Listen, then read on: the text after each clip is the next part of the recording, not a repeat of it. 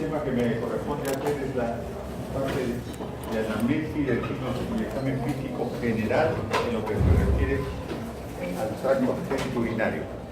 Entonces voy a conversar con ustedes los síntomas y signos de todo el sistema urinario, génito urinario en sí, para que después cuando tengan las demás clases que van a tener como la nefrítico, la nefrótico, la renal crónica, la renal crónica, la renal aguda, litiasis, nefropatías de todo tipo, entonces podamos entender mucho mejor el asunto. Acá hay una persona que aparentemente tiene ascitis, ¿no? Y habría que diferenciar el problema valorado de edema de origen, comenzando de arriba, ¿no? De origen cardíaco, de tipo hepático, de tipo renal, de tipo de malnutrición y finalmente de tipo con una sola articulación en la que se produce el edema, ¿no? De tipo linfático. Entonces tienen todos los edemas que tenemos que hacer un diagnóstico diferencial. En este caso hay que valorar el edema de origen renal. Pues bien, en los problemas que existe de tipo renal, las fases abotagadas son un hecho importante que tenemos que tener en cuenta, ¿no? Las fases abotagadas, la palidez terrosa. El paciente tiene una palidez que ustedes seguro conocen, casi todas las tipos de palidez, sobre todo por pérdida de sangre, ¿no? Pero en este caso el problema va más allá. El riñón tiene que formar eritropoyetina como un elemento dentro de la función del riñón, ¿no? De secreción, y por diferentes motivos esa función de secreción está disminuida o abolida, y entonces tenemos que no existe el elemento precursor para el hecho de los hematocritos y tenemos que estar ante una anemia de tipo renal. La eritropoyetina, un elemento básico que se pierde y tiene una característica especial. El edema, desde el punto de vista renal, nefrológico, es un edema generalizado que no cambia con la posición y no cambia con el horario. En cambio, el cardíaco, ya ustedes saben, es un edema que se va localizando paulatinamente, ¿no? Y que sencillamente durante el día se edematiza y durante la noche desaparece, pero se acompaña al mismo tiempo de micturia, porque aumenta la poscarga y por lo tanto hay una filtración mejor del riñón. En este caso de edema renal no existe eso. El edema es continuo, constante.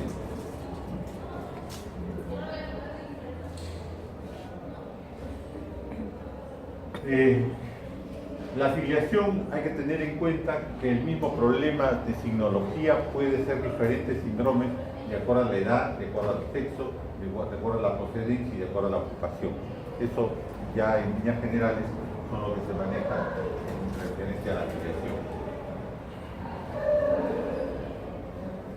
¿Qué elementos nos pueden llevar a pensar en que un problema es de origen urogenital? La fiebre y el edema en relación a un problema de infección. El dolor lumbar, que cuando duele es porque ha comprometido totalmente la nefrona. Ojo, cuando alguien dice me duele la cintura, me duele los riñones y está caminando y no hay una sintomatología asociada, normalmente eso no es riñón. El riñón, para que duela, tiene que aumentar de volumen, porque recuerden ustedes que la cápsula renal es la que está sensibilizada. Entonces, si yo aumento de volumen el riñón, por estosis, por un hipernefroma, por un absceso, pero que haya distensión de la cápsula renal, ahí hay dolor. Si no, el paciente puede estar en insuficiencia renal severa, puede tener problemas graves en el riñón, una insuficiencia final, el riñón no duele, porque el riñón no tiene sensibilidad propia. Es por distensión de la cápsula renal que el riñón duele. Por lo tanto, ese hecho de que muchas gentes, cuando hay dolor lumbar, le achacan al riñón, eso no es cierto. el riñón para que duela, tiene que ser una cosa grave que compromete el estado general, y la historia clínica, la anamnesis es otra. En relación a las alteraciones de la micción,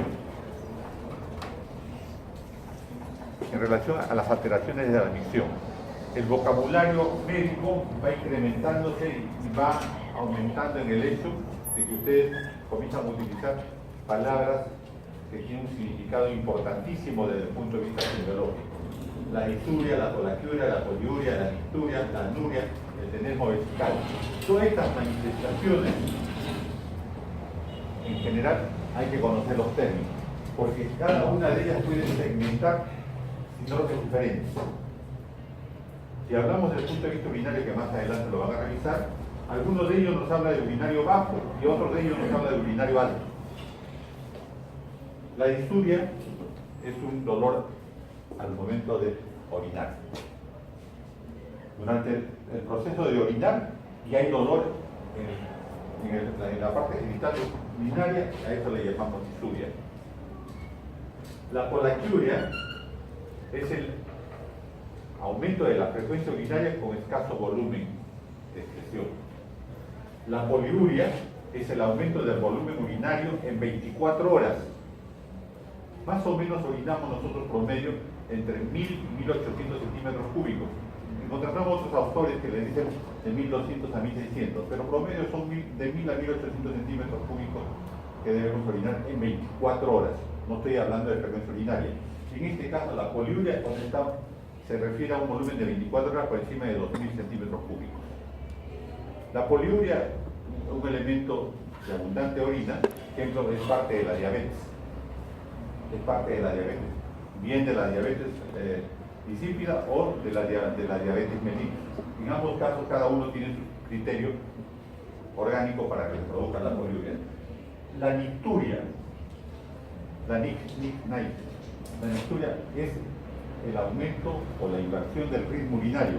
Más orina en la noche que en el día. A eso se llama nicturia. Un paciente que se levanta una vez en la noche, se acuesta a las 10 de la noche, y se levanta una vez durante la noche hasta las 6 de la mañana, es una nicturia. La nicturia es el que orine menos frecuente en el día y aumente la frecuencia en la noche. Nicturia. Por decirles, un paciente con insuficiencia cardíaca, por el mismo hecho de izquierda, por el mismo hecho de mejorar la contracción ventricular, ¿no? Aumenta el volumen arterial, mejora la filtración urinaria, ¿no? Y orina en la noche, pierde los edemas cardiovasculares. Entonces, la nicturia está en relación a muchas causas. Una de ellas es el problema. Anuria, va por debajo de 200 centímetros cúbicos. Anuria es sin orina, pero no estamos refiriéndonos a que el caño esté cerrado totalmente, sino a un volumen urinario, un vaso de cerveza en 24 horas. Eso es anuria. 500 centímetros cúbicos es oliguria. Pero cuando hablamos de anuria estamos hablando de menos de 200 centímetros promedio en 24 horas. Un vaso de cerveza no es nada. Entonces, eso es anuria. Respecto a la orina hay que valorar el aspecto, límpido o turbio, color, el color es sui generis, ámbar, amarillo ámbar, pero es sui generis, no hay otro elemento que se parezca al color básico de la orina, el volumen que ya lo hemos conversado, el chorro de la orina. ¿No? Eso es un elemento.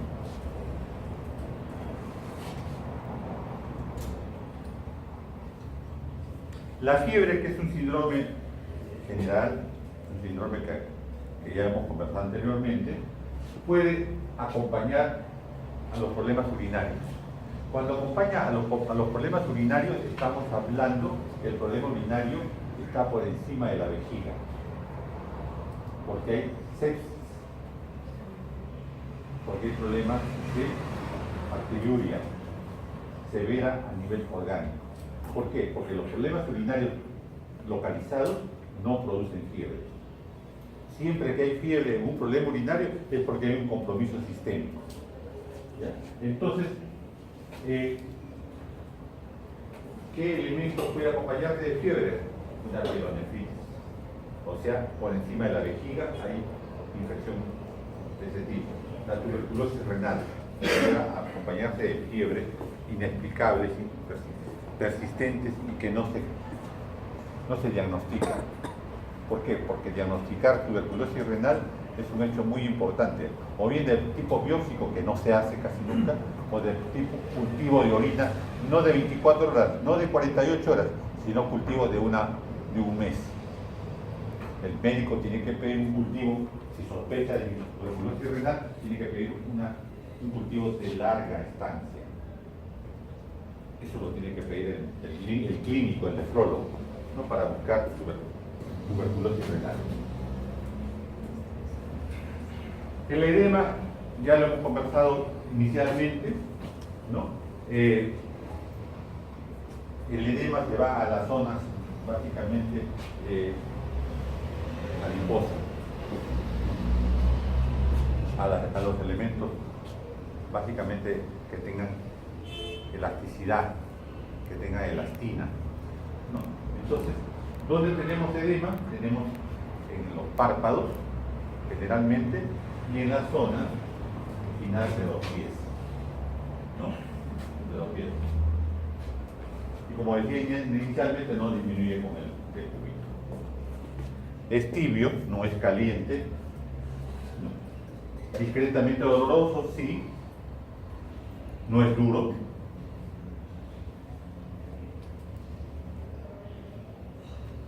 Ya hablamos de la patología renal en lo que refiere a lumbalgia.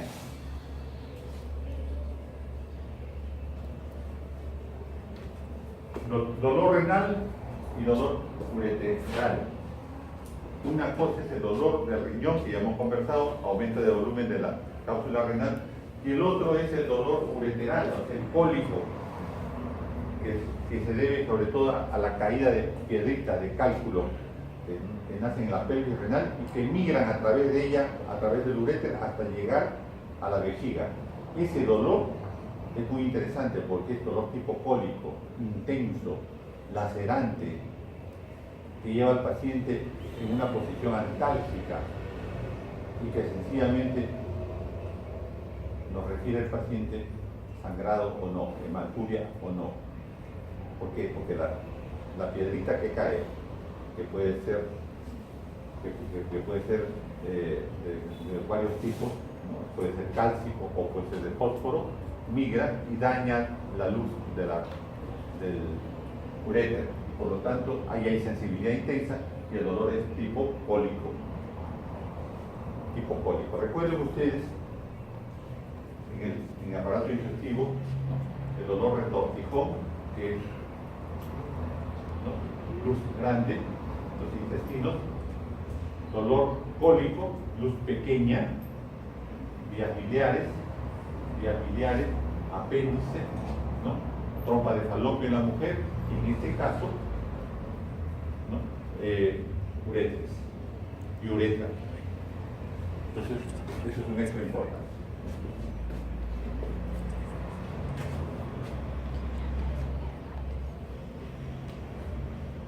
El dolor vesical es un dolor también como que es contractura muscular. La vejiga es músculo, es una vasija muscular, entonces esta se puede contraer, puede estimularse el dolor y producir intenso.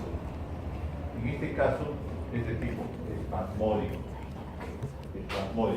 y puede o no comprometer a la uretra. El dolor vesical siempre es suprapúbico.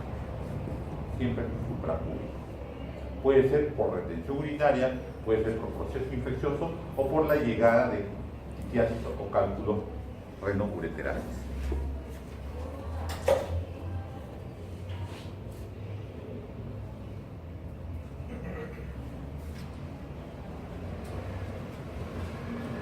Uno es ureteral, que hemos conversado hasta ahorita, y el otro es uretral. Ureteral indica riñón con la vejiga. 2. Uretral es la vejiga después de la vejiga, la uretra anterior y posterior, ¿no? Que termina generalmente en el meato urinario. También hay dolor intenso y generalmente está en relación, ¿no? a la orina. Puede haber dolor en relación en el varón en este caso a la erección. Puede haber dolor a la erección, pero a una erección permanente.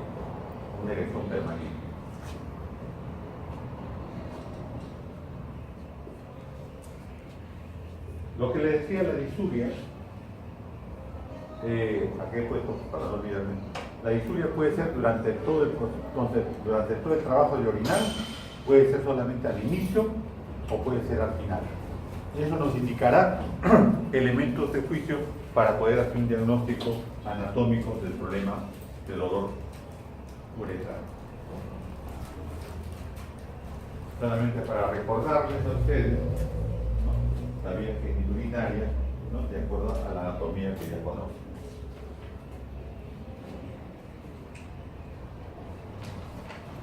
Infección urinaria van a llevar posteriormente solamente para decirles que hay disuria, polaquiuria, urgencia misional, tenesmo vesical y dolor suprapúbico. Urinaria alta, la fiebre fundamentalmente, el dolor lumbar si hay compromiso de los riñones, náuseas y vómitos que son generalmente de tipo trastorno ácido básico que está en relación a la excreción del riñón. Hay que recordar que el riñón tiene funciones. La básica es filtración, la segunda es reabsorción, la tercera es secreción y la cuarta es excreción. Entonces, en relación a estos elementos de las funciones del riñón, puede haber manifestaciones. En este caso, las náuseas y los vómitos están en relación a la reabsorción y la excreción. La orina maloliente, turbia, que ya deja de ser su géneris, está en relación a problemas de contaminación, de infecciones y procesos mayores.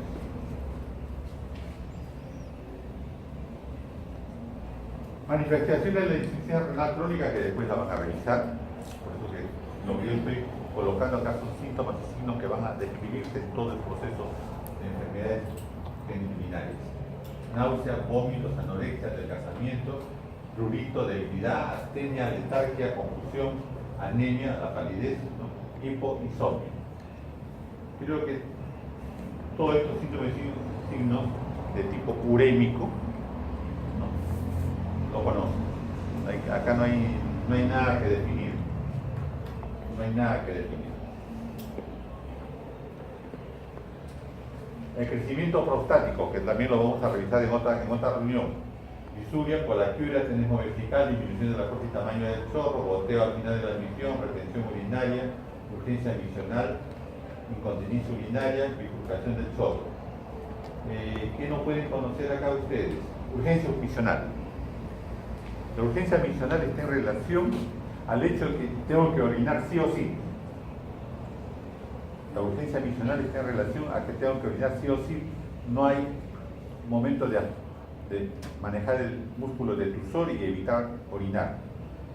Es un problema generalmente de tipo proximal. Bifurcación del chorro, no sé si lo conocen, creo que no hay.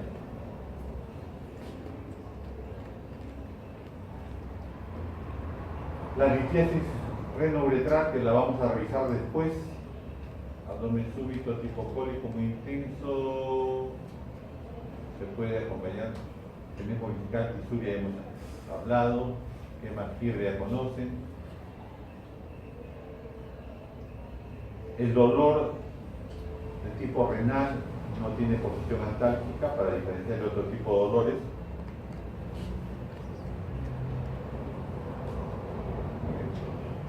En antecedentes personales, en relación a las enfermedades genitourinarias, ¿qué debemos tener en cuenta que haya sucedido en nuestros pacientes para pensar en que el problema que trae en este momento tuviera relación con otros problemas anteriores?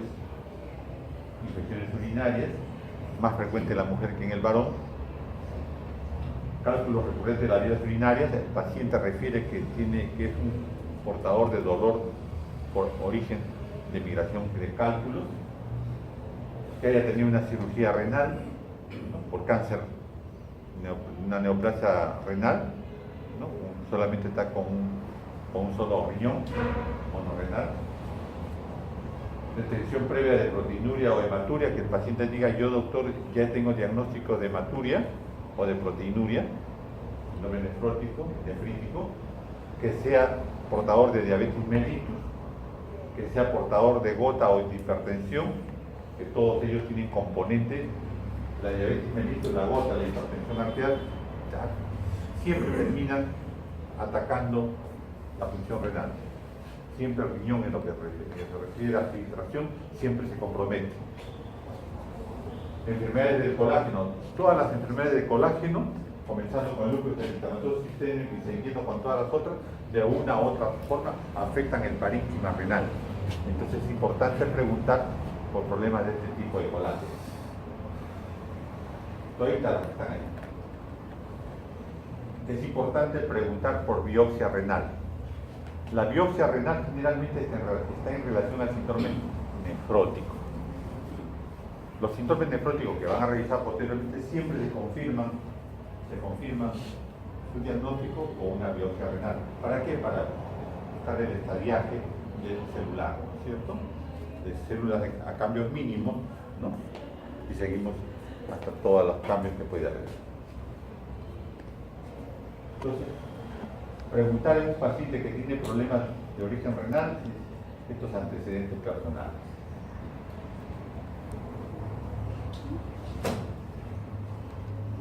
Exposición a drogas, eso ya está en antecedentes de hábitos nocivos, ¿no?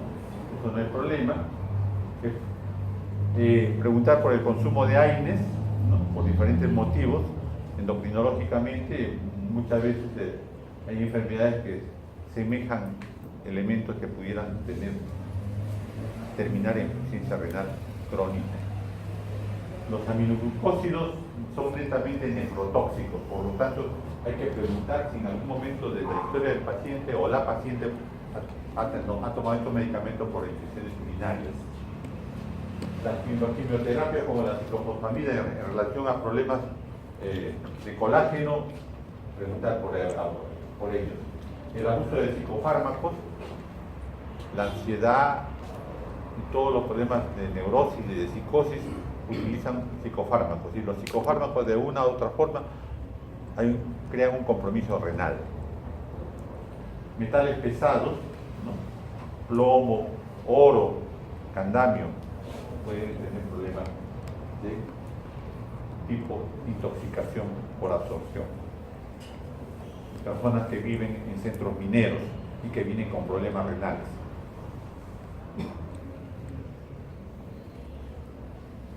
En los antecedentes familiares existe predisposición.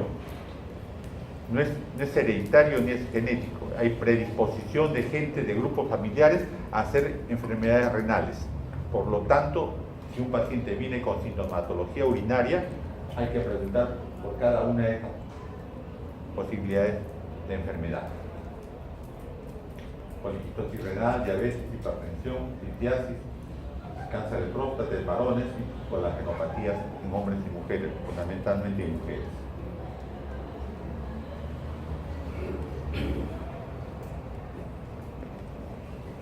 La incontinencia urinaria, que durante los grupos etarios, desde niños hasta adultos, es preferentemente en la mujer, esto aparece en el varón después de los 50 años. Entonces, en ese sentido, si hay problemas de incontinencia urinaria, hay que preguntar si es de esfuerzo, si es permanente, si es provisional, son en sobre 2 porciones. La de esfuerzo generalmente en la mujer que sufre de prolapso vesical, generalmente por haber tenido más de 2 hijos, ¿no? Es la persona que pierde orina insensiblemente, o que cuando se ríe o cuando tose, pierde orina, mujer. Se maneja el prolapso vesical, que es el piso de la vejiga caída por el útero que aplasta, se mejora eso y ese problema desaparece clínicamente, ¿no? La incontinencia urinaria permanente, un gran problema que generalmente tiene que manejarse quirúrgicamente. La incontinencia urinaria postmiccional generalmente está en relación al varón. El varón después de los 50 llega a los 60. Cada vez que va avanzando la edad es más frecuente el hecho de la incontinencia urinaria postmiccional. El chorro en dos porciones en relación a un problema inflamatorio de la uretra.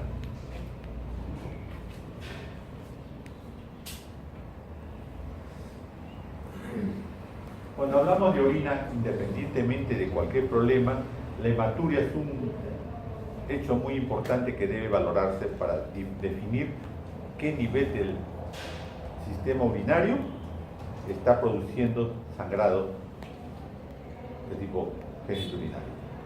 Entonces, por lo tanto, cuando hablamos de hematuria, hay que preguntar origen, fecha de aparición, forma que se ha evolucionado, factores que lo desencadenan, magnitud de la hematuria, si se acompaña o no de coágulos.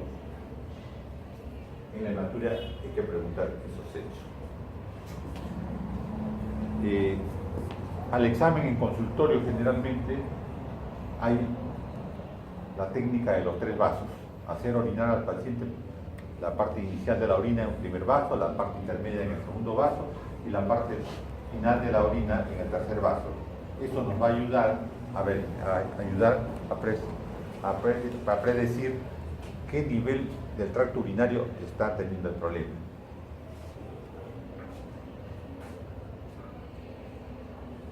La piuria generalmente es un problema que podemos preguntar al paciente desde el punto de vista macroscópico. Turbidez de la orina, ¿no?, por problemas de piuria, ¿no?, generalmente asociado a enfermedades de transmisión sexual.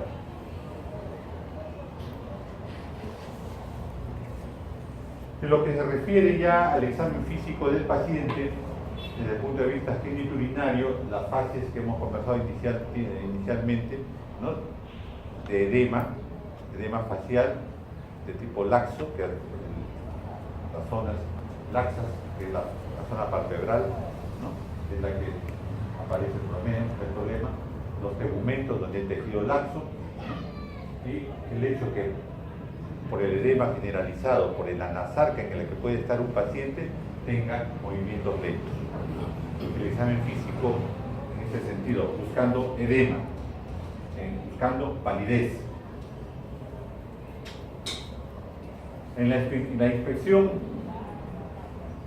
van a revisar ustedes en el examen físico, ¿no?, posición sentada del paciente, comparar las fosas lumbares, viendo al paciente de la región posterior para ver la zona de las caderas, si hay o no hay diferenciación asimétrica de ambas.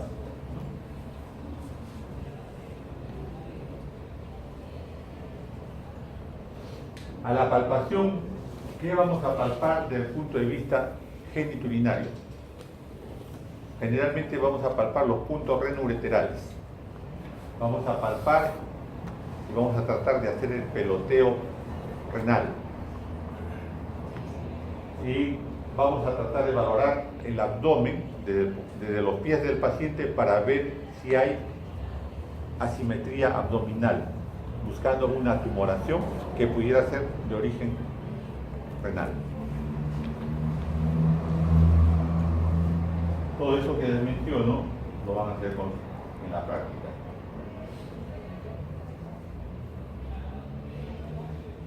La palpación bimanual de Guyon es para hacer lo que se denomina, ¿no?, el peloteo renal. Lógicamente, si el paciente tiene aumentado de volumen del riñón, un paciente de 70 kilos, de 1,65 m de peso, podemos palpar el riñón por la región anterior. Y eso significa colocar al paciente en decúbito dorsal con flexión de las piernas, colocar la mano izquierda debajo de la zona lumbar pélvica y palpar tal como hacemos para palpar el hígado, pero en este caso colocando una presión exagerada de peloteo para ver si hay o no hay rebote renal.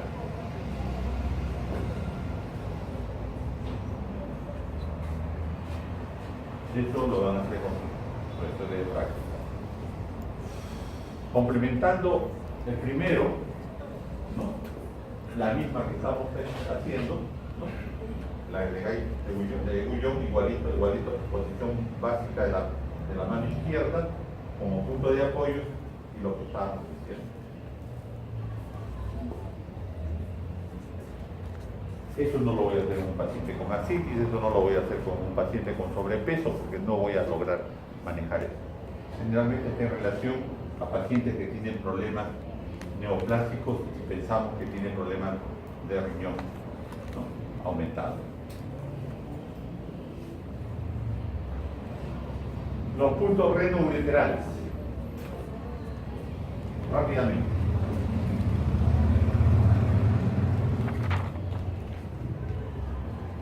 El ombligo, el pubis. Ombligo, pubis. El riñón, el recto peritoneal. Los uréteres comienzan a ascender hacia la región anterior y a la altura del ombligo,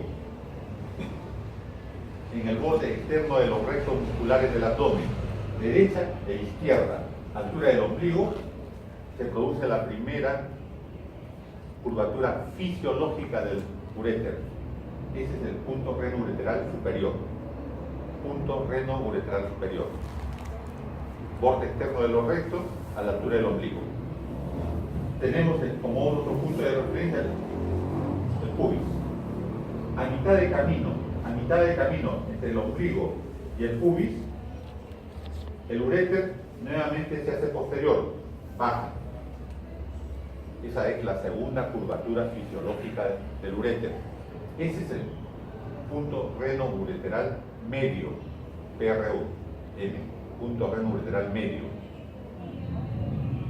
Y cuando la vejiga está ahí abajo, ingresan los uréteres por detrás, ya los uréteres ya entraron por detrás a la anatomía, ahí al ingreso de los uréteres por detrás de la vejiga es el punto renoureteral inferior. El punto renoureteral inferior. Lo que vamos a hacer en exámenes a nuestros pacientes por la región anterior, por el abdomen, van a ser los dos puntos iniciales, superior y medio. Superior y medio. Normalmente, bueno, y por tacto rectal, el inferior. Normalmente la presión, la digitación sobre el abdomen en estos puntos renoureterales no duele, normalmente no duele. Duele cuando en esa curvatura hay un proceso inflamatorio. Entonces el punto renoureteral superior derecho o izquierdo, punto renoureteral medio, derecho e izquierdo, pueden ser positivos. Y se dice positivo en cruces, leve, moderada e intensa. ¿Y por qué duele? Duele sencillamente porque al ser una curvatura, una luz más, un calibre menor, entonces la orina tiene mayor contacto con el elemento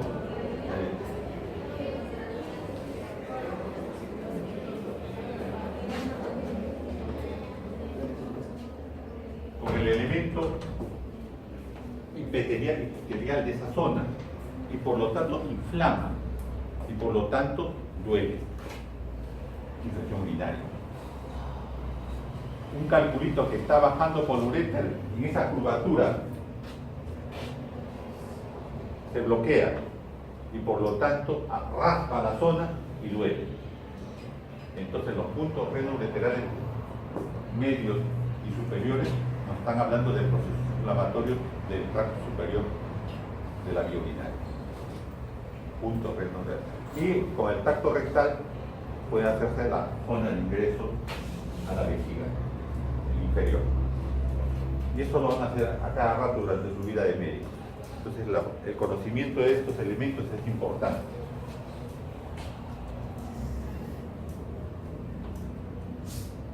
Ya les he dejado ahí, estoy repitiendo, ya les expliqué. Ya les expliqué.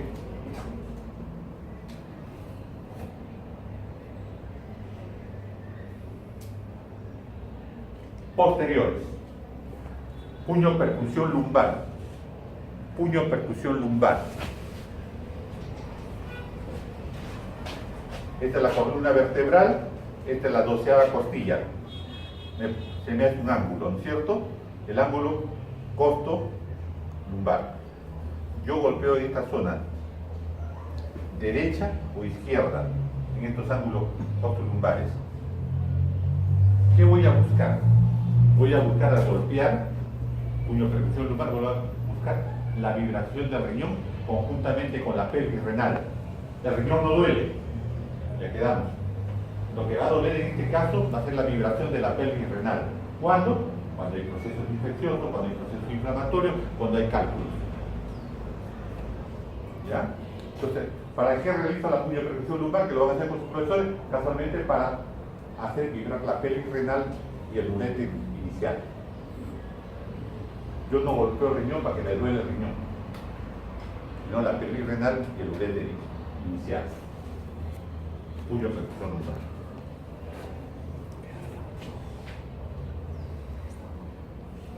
Lo corto. Vertebral, costo vertebral lumbar y costo muscular. Ahí tienen los riñones. Dolor renal y ureteral, ya que lo hemos conversado. El dolor renal cuando aumenta de tamaño el riñón, tiene la cápsula renal, y el dolor ureteral cuando migra desde la región posterior lumbar hacia la región de los flancos, va a la zona mesogástrica y termina en la zona hipogástrica y finalmente termina en la uretra finalmente. Muchas veces ese dolor no, generalmente por cálculo, de atrás hacia adelante. Y eso es anamnesis.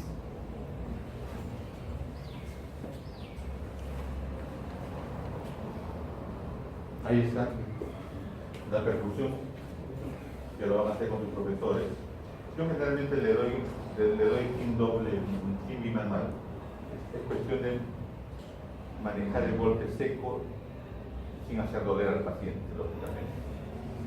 Si no, se puede dar en forma bimanual, que amortigua el dolor fuerte que pudiéramos, el golpe fuerte que pudiéramos nosotros hacer.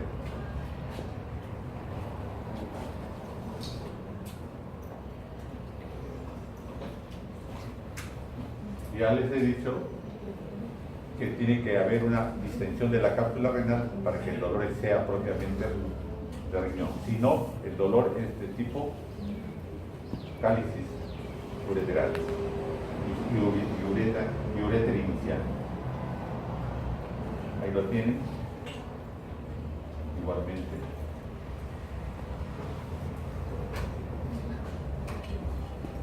La ocultación. En la ocultación lo que voy a hacer es valorar lógicamente posibles soplos, ¿no?, de tipo arterial. De tipo arterial.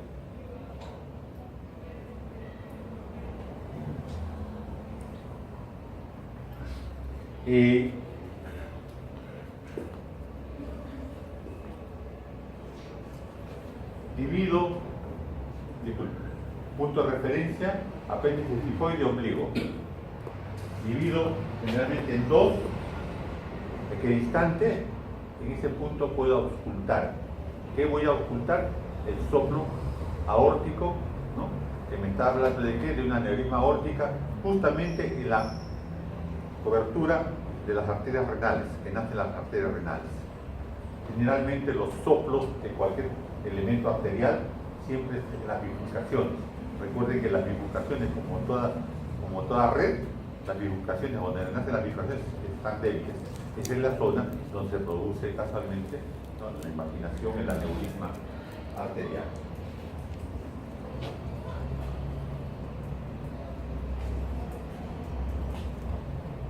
Les dejo la descripción de los mismos.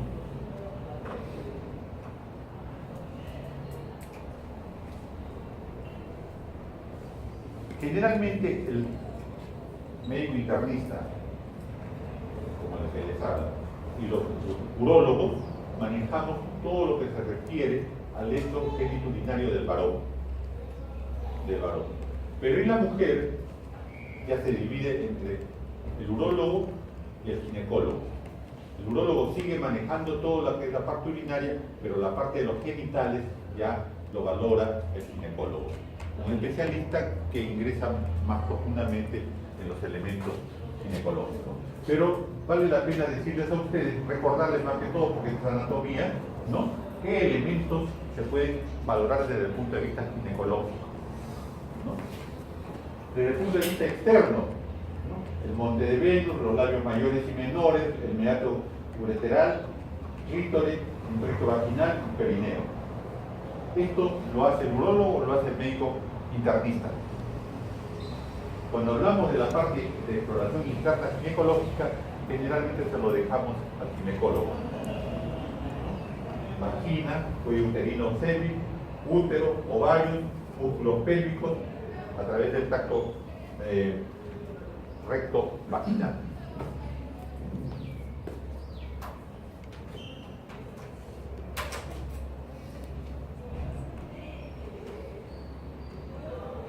El monte de Venus, que está en relación al acumulamiento de grasa que existe sobre el hueso púbico, ¿no?, está cubierto por un vello especialmente establecido del tipo ginecoide, o sea, del tipo romboidal, del tipo triangular, ¿no?, que permite normalmente el acto sexual. Y que este acto sexual no sea traumático. Diosito lindo para algo, dio los genitales desde el punto de vista anatómico. Todos tienen su función, ¿no? Entonces, el hecho del rasurado, el hecho de la moda, qué sé yo, trae problemas traumáticos. Eso lo vemos desde ese punto de vista. Vemos, ¿no?, el capsulón del clítoris para ver problemas urinarios. Vemos los labios mayores y los labios menores para ver posibles procesos infecciosos a nivel de ellos, ¿no? Vemos el himen para ver problemas de violación o de elementos traumáticos. Vemos el periné, en este caso la zona entre la vagina y el ano, porque en este periné, que es tan corto, el hecho está que la distancia mínima que tiene conlleva a infecciones del tracto urinario por vía ascendente. Esos son los hechos, lo que debemos revisar.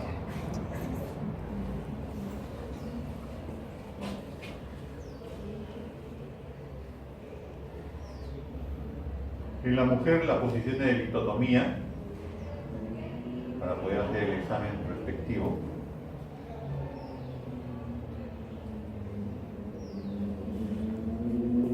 La glándula del Bartolino está a nivel inferior, a nivel de los labios menores, tiene su introito, tiene su punto de salida justamente a nivel de ellos. Y por diferentes problemas de tipo infeccioso, in hasta problemas de relaciones sexuales anómanas, pueden crear un problema de bartolinitis. Y la bartolinitis es una emergencia que llega al hospital, y que lo único que tiene que hacer el médico es hacer un corte, un puntito con bisturí y evacuar toda la pus que puede haber ahí, y el dolor intenso con el que viene la mujer desaparece como por arte de magia. Eso lo hace cualquiera de los médicos generales. No necesita ser ginecólogo, pero tiene que conocer esos hechos, ¿cierto? De saber palpar, ¿no?, entre el pulgar y el dedo índice la zona de esta glándula de Bartolino, ¿no?, que es un elemento de lubricación sexual.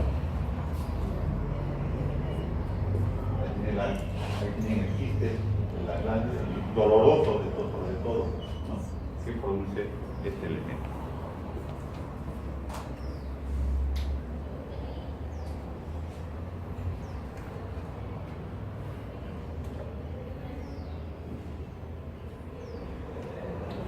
El tacto vaginal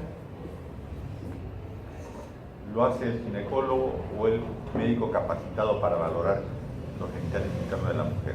Pero lo que no deja de hacer el médico, cualquiera sea internista, urólogo o ginecólogo, es el tacto rectal. El tacto rectal nos da información de alta especificidad. Ya en digestivo ya hay grupos en los que les hemos hecho hacer el tacto rectal, ¿no? En este caso el tacto rectal es con relación a valorar la parte ginecológica. En la parte digestiva es para valorar fundamentalmente, ¿no?, lo que se refiere al ano del recto y la parte final del problema peritoneal. Entonces, la palpación bimanual existe.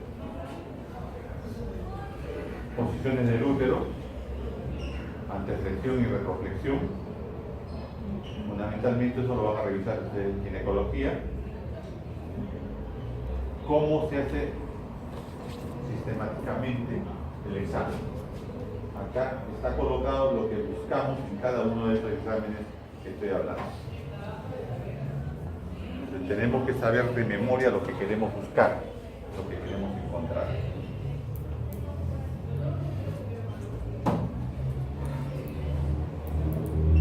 En los genitales masculinos, ¿no?, tenemos, comenzando de afuera hacia adentro, ¿no?, el testículo, el epidídimo, los conductos deferentes, las vesículas seminales, ¿no?, que son los conductos eyaculatorios, la uretra. En forma interna tenemos la próstata y tenemos las glándulas pulvo-uretrales.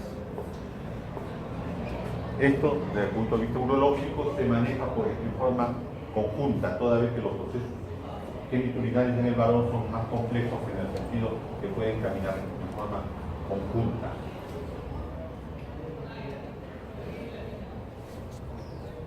Igualmente, ¿no?, valorar en forma externa el pene en el varón para valorar problemas de infección por transmisión sexual, generalmente. La lugar venérea, el genital, chancro sifilítico, ¿no?, y desde el punto de vista del elemento de neoplasia que existe en cáncer al pene. No es poco frecuente, existe.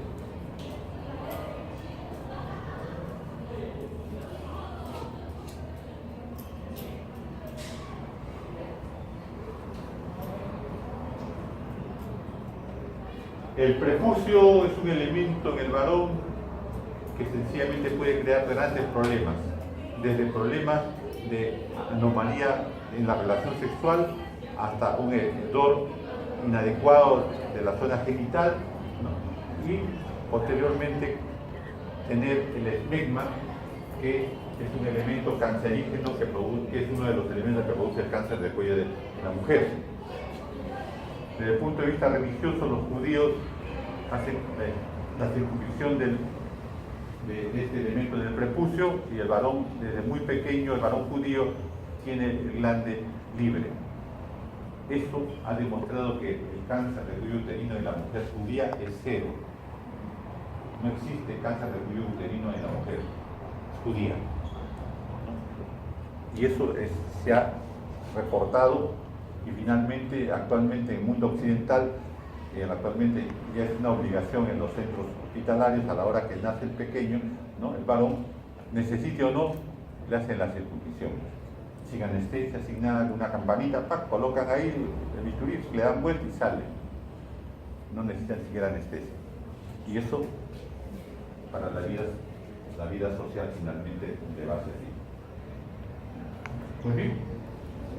Tienen ustedes qué es lo que van a revisar en el prepucio, qué se va a revisar en el glande, ¿no? En el glande, además de valorar el propio meato urinario, que normalmente es central y puede estar bajo, que es la hipospadia, ¿no?, puede estar acompañado de úlceras, cicatrices, nódulos, inflamación, todo lo cual conlleva a procesos de enfermedad.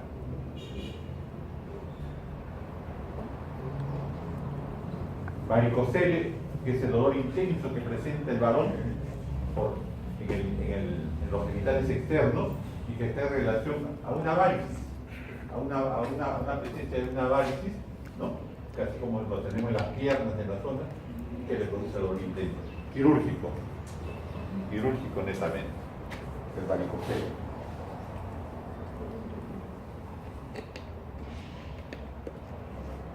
La palpación del testículo, el epidídimo, el cordón espermático es muy importante. Con sus profesores, con sus guantes no necesariamente estéril, van a poder ustedes manejar el elemento testicular, manejar la zona del epidídimo, donde van a encontrar muchas veces tumoraciones que están en relación a tuberculosis genital. La tuberculosis genital generalmente se acumula a nivel del epidídimo, ¿no? Y el degradé normal que existe se convierte en una tumoración y dolorosa, lógicamente, por esa afección.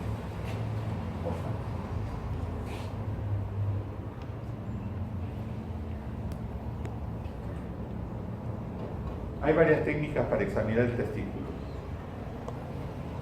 Acá estamos colocando de una forma en la que se valora la consistencia del testículo, el polo superior y el polo inferior, la distancia que existe, el tamaño que existe, que se debe valorar derecho e izquierdo, ¿no? Que se tiene que valorar desde el punto de vista también de si existe o no existe líquido en la bolsa escrotal. El edema escrotal es muy interesante valorarlo. Se coloca una lamparita pegada contra la pared del testículo y si esta alumbra como si fuera un sombrero de luz, eso es líquido, es agua. Si no alumbra nada, es tumor. Entonces es interesante hacerlo en pacientes en la que encontramos una tumoración testicular.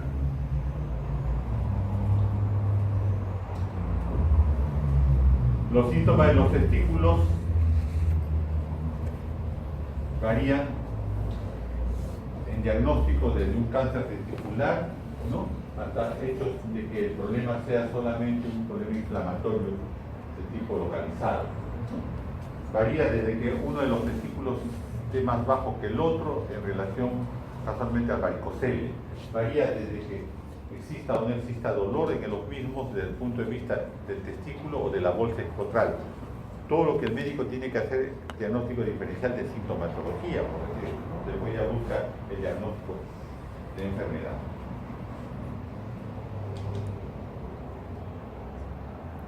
La orquitis es un proceso infeccioso, doloroso del testículo, el término orquitis. Puede haber dolor, puede haber sangre en el semen, puede haber secreción en el pene, puede acompañarse de fiebre cuando esto se hace sistémico. Siempre recuerden que cuando el problema es sistémico ya hay fiebre, cuando el problema es totalmente localizado no hay fiebre, ¿no? El dolor inguinal debido al recorrido del cordón espermático que produce inflamación y que puede producir dolor en la zona inguinal, ya no en el testículo, sino en la zona inguinal, ¿no? Dolor al orinar, que ya sabemos que es la disuria, el proceso inflamatorio del escroto y fundamentalmente, ¿no?, el área inguinal. La zona inguinal puede estar cambiada en su consistencia, en su color y puede estar asociada a problemas de infección.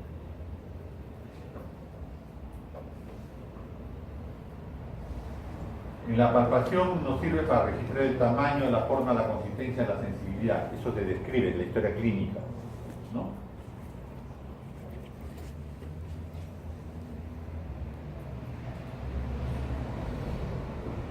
Nuevamente, valorar el testículo, valorar el epidídimo, valorar el conducto deferente. Hasta ahí llegamos. Hasta ahí llegamos. En el examen físico externo.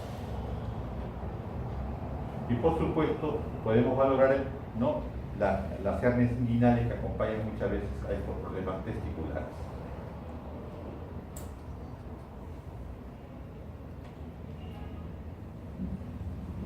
Lo que les decía, el epidídimo puede estar doloroso, puede estar cambiado en su tamaño, en su consistencia, y en la mayoría de casos que están en relación a tuberculosis, como les decía inicialmente, puede estar asociado a un problema de infección bacteriana diferente o puede estar asociada a un problema de traumatismo o contracción testicular.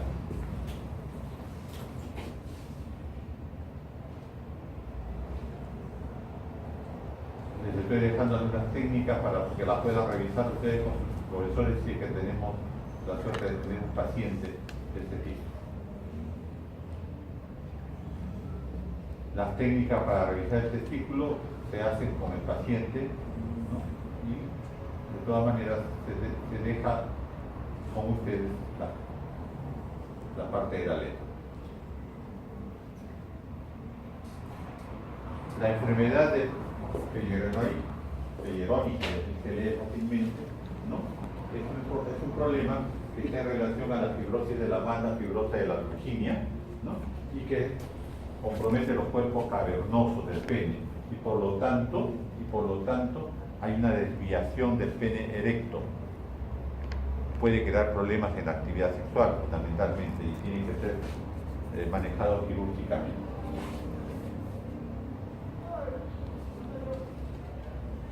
Hidrocele, que ya lo conversamos, el líquido no dentro del testículo, sino de la bolsa escrotal, el edema escrotal que estábamos mencionando, el escroto, su valoración desde el punto de vista externo, el conducto inguinal, que también ya le referí, que se maneja conjuntamente con el cordón espermático para valorar si hay hernia o no hay hernia del conducto inguinal.